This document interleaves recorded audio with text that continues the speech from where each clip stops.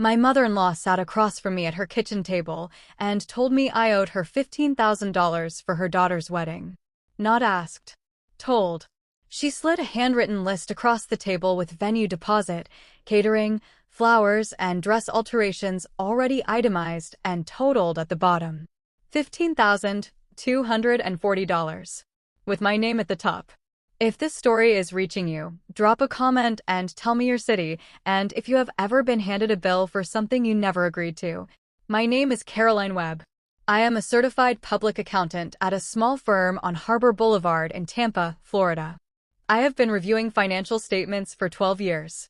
I know what a legitimate invoice looks like. I know what a number pulled from thin air looks like. I knew exactly what that handwritten list was the moment she slid it across the table. I was 35 years old when this happened. Married to my husband Patrick for 4 years. We lived in a 2-bedroom house on Oleander Street with a screened lanai and a vegetable garden I maintained on weekend mornings before it got too hot. Patrick was a structural engineer. Quiet. Methodical. The kind of man who measured twice before cutting anything and applied that same patience to every decision in his life.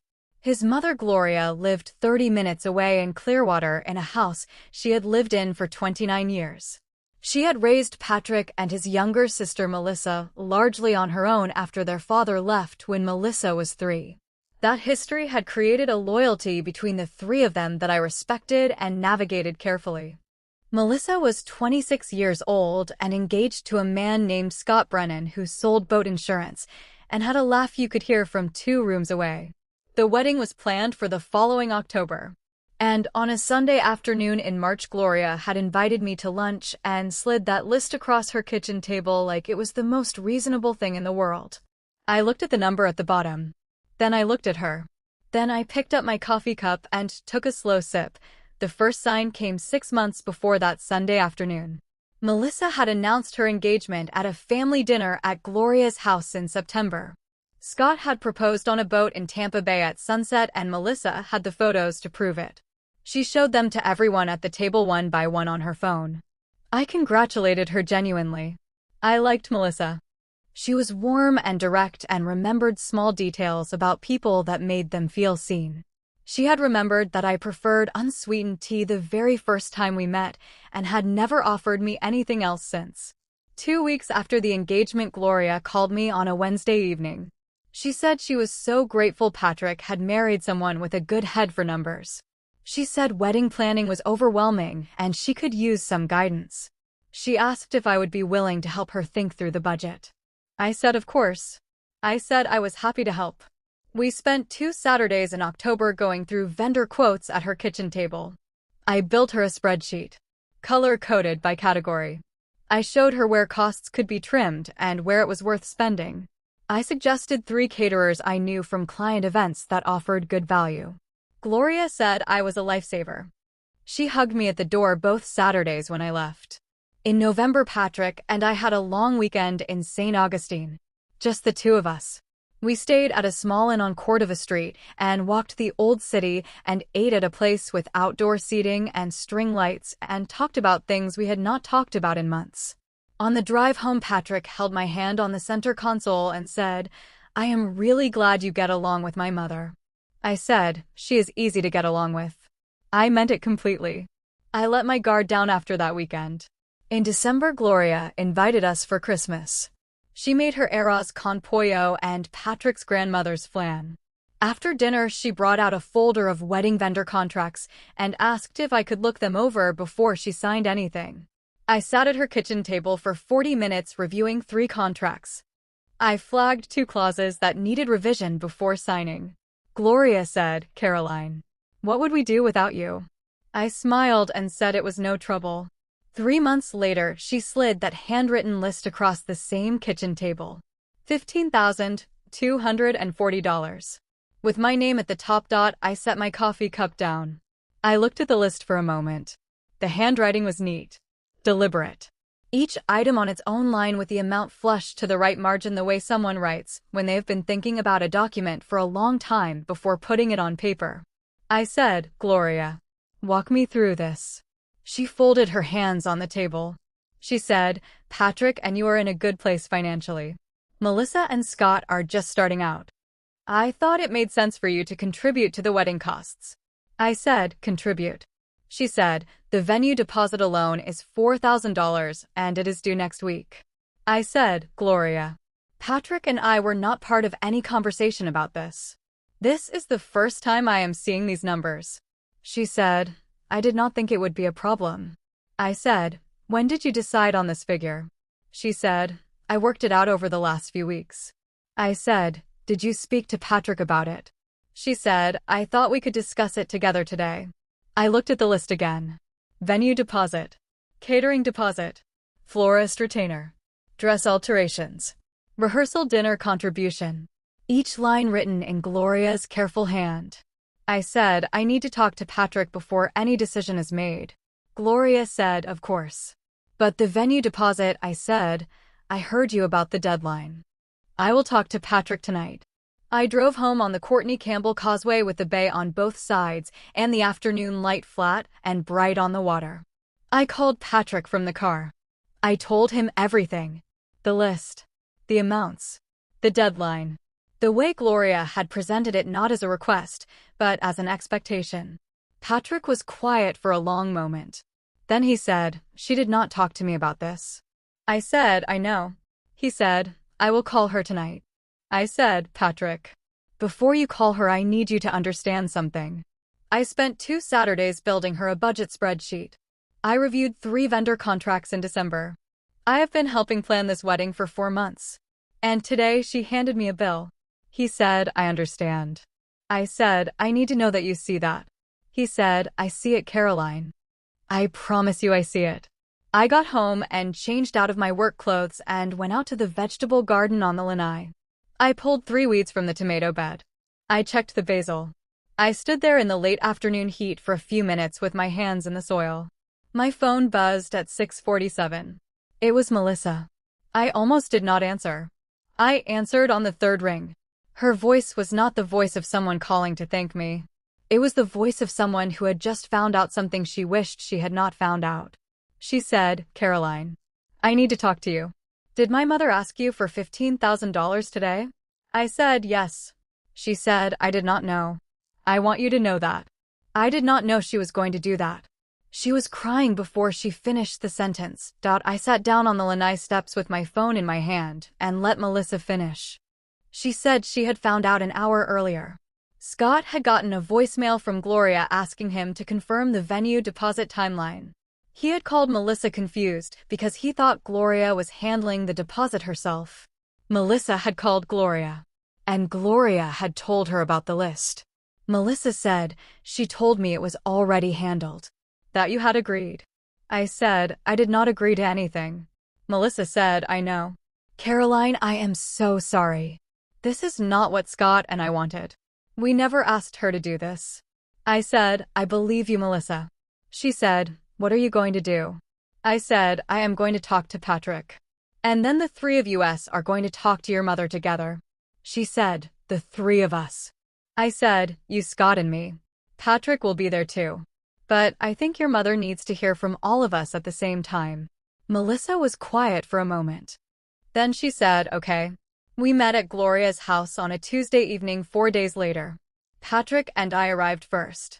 Then Melissa and Scott pulled into the driveway 2 minutes behind us. Scott had a quiet steadiness about him that I had not fully noticed before. He shook Patrick's hand at the door and looked at me and said, thank you for handling this the way you are. I said, let's go inside. Gloria had made coffee. She had set out cups on the kitchen table the way she always did when people came over. For cups. She had not expected Melissa and Scott. She looked at the 4 of us standing in her kitchen and something moved across her face. She said, I did not know everyone was coming. Patrick said, we thought it was important to talk together, Mom. We sat down at the table. The same table where Gloria had slid the list across to me 6 days earlier. I had the list with me.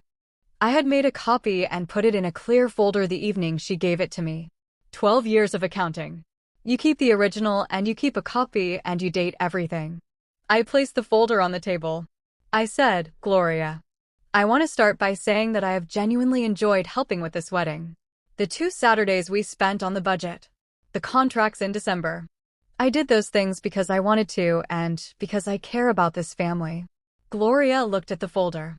I said, what I cannot do is accept a financial obligation I never agreed to.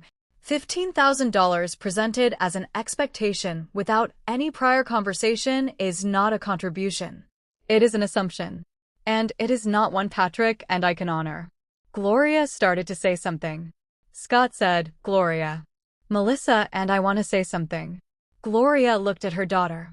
Melissa said, Mom, we love you. And we are grateful for everything you have done for this wedding. But Scott and I have our own savings. We have been planning to cover the remaining deposits ourselves. We did not ask you to find another source. Scott said, we would never have asked Caroline and Patrick for this. Not without a conversation. Not like this. The kitchen was very quiet. Gloria looked at her coffee cup. Patrick said, Mom, I need you to understand that Caroline has given a lot of her time to this wedding already. That time has value. And what happened last Sunday put her in a position that was not fair. Gloria said, I just wanted everything to be perfect for Melissa. I said, I know that, Gloria. I believe that completely.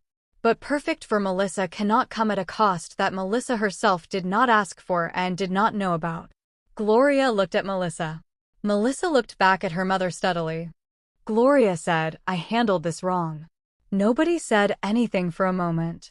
Then she said, Caroline, I owe you an apology. A real one. I said, I am listening. She said, I took advantage of your generosity. I watched you help for 4 months and I started thinking of that help as something I could count on in ways I had no right to count on. That was wrong. And I am sorry. I looked at her for a long moment. Then I said, thank you, Gloria. I appreciate that. Scott reached across the table and covered Gloria's hand with his. He said, we are going to handle the deposits ourselves. All of them. Starting with a venue this week. Gloria nodded slowly. Patrick put his arm around my shoulder. I reached into the folder and took out the handwritten list. I folded it once. Then I put it back in the folder and closed it. I kept it. Not as a weapon. Not as a wound. Just as a document. 12 years of accounting had taught me that the most important records are not always the ones with the largest numbers. Sometimes they are the ones that show you exactly where the boundary was and remind you that you held it. Melissa and Scott's wedding was on a Saturday in October. The venue was a garden estate on Caladesi Island Road in Clearwater, with white string lights in the oak trees and round tables covered in ivory cloth. The florist had done something with white dahlias and trailing greenery that made the whole space look like it had grown there naturally. I sat at the family table with Patrick on my left and Gloria on my right. Gloria had placed the seating herself. I noticed that. The ceremony was 22 minutes long. Scott cried when Melissa walked in. Not quietly. Fully. The kind of crying that makes everyone around you feel like it is safe to feel something too. Patrick handed him a handkerchief from his jacket pocket. Scott used it and handed it back and said thank you without looking away from Melissa. I thought, this is a good man. She chose well. At the reception, Gloria found me near the dahlia centerpiece on the dessert table. She handed me a glass of sparkling water because she remembered I did not drink at events. She had remembered that from the very first family dinner 4 years ago. She said, you look beautiful tonight, Caroline. I said, thank you, Gloria. She said, I mean the other thing too. Not just tonight. I said, I know. We stood there for a moment looking at the dance floor where Patrick was attempting something that was not quite a waltz with his grandmother. Gloria said, I did not make it easy for you. I said, no. You did not. She said, Patrick chose well. I said, so did Melissa. She smiled. A real one. The kind that reached her eyes. Then she went to rescue Patrick from his grandmother's very specific ideas about footwork. I drove home on the Courtney Campbell Causeway that night with the bay dark on both sides and the bridge lights reflected in the water below. Patrick was quiet beside me. Comfortable quiet. The kind that does not need filling. Halfway across the bridge he said, you handled everything this year with a lot of grace. I said, I handled it the way I handle everything. He said, carefully. I said, carefully. He reached over and held my hand on the center console the way he had on the drive home from St. Augustine 11 months earlier. I thought about that October weekend. The inn on Cordova Street. The string lights at dinner. Patrick saying he was glad I got along with his mother. I had meant what I said then. I still meant it. Getting along with someone does not mean accepting everything they hand you. It means staying at the table long enough to work through the hard things without losing the good ones. Gloria and I work through things now. Not perfectly. Not without friction sometimes. But honestly. And that is better than perfectly. I still have the folder with the handwritten list in my filing cabinet at home. Between our mortgage documents and our tax returns from last year. 12 years of accounting. Every document has a place. Every number tells a story. And the most important thing a good accountant knows is not how to find the problem. It is how to close the books cleanly and move forward. I closed those books. And I moved forward. If someone has ever handed you a bill for something you never agreed to, drop a comment below and tell me your story. However much you want to share.